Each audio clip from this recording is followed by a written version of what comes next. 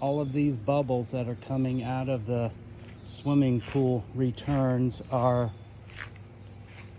organic materials, carbon-based, that the enzymes are reacting with in the pool.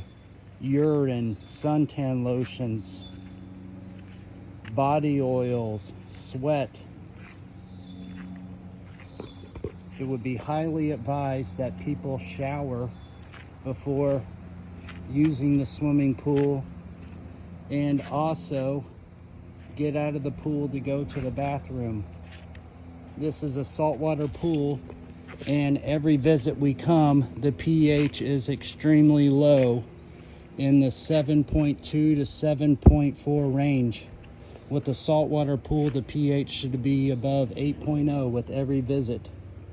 So that's just telling us that people are not getting out of the pool to go to the bathroom, and with the pool most likely being undersized to the neighborhood,